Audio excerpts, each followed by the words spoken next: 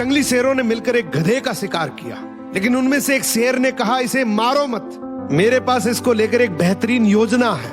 उस योजना के तहत शेरों ने गधे को अपने साथ रखा, उसकी देखभाल करके उसका विश्वास जीत लिया। फिर एक दिन उसे वापस गधों के समाज में भेज दिया। पर इस बार वो गधा एक गधे की तरह नहीं, बल्कि वो एक शेर के समान गधों का राजा बनकर वापस आया था, जिसके पीछे सभी शेरों का साथ था। इसलिए बाकी सारे गधे इससे डरने लगे और उसके खिलाफ बोलने से कतराने लगे।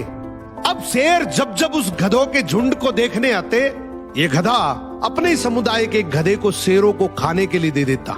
ये गधा गधों के बीच तो एक शेर जितना ताकतवर बन गया था, लेकिन शेरों के बीच वो अब भी एक गधा ही था।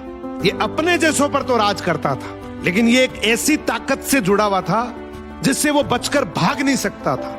इसने हजारों मासूम गधों की कुर्बानी दी, सिर्फ ये सोचकर कि इससे मैं और ज्यादा ताकतवर बन जाऊंगा। एक दिन ऐसा आया कि सभी गधों ने एकजुट होकर उसका विरोध किया और ये ठान लिया कि इस बार शेर जब भी शिकार करने के लिए आएंगे तो हम में से कोई नहीं जाएगा, चाहे उसका परिणाम कुछ भी हो।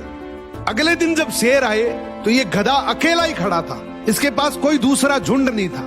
तो गधे ने शेरों से विनम्रता से कहा कि देखो साहब, मेरा खौफ अब खत्म हो गया, मेरी कोई बात नहीं मान रहा अब। तो शेरों ने डिसाइड किया कि चलो अब तू किसी काम का नहीं है तो तू ही साथ चल ले, आज का हमारा भोजन तू ही बनेगा।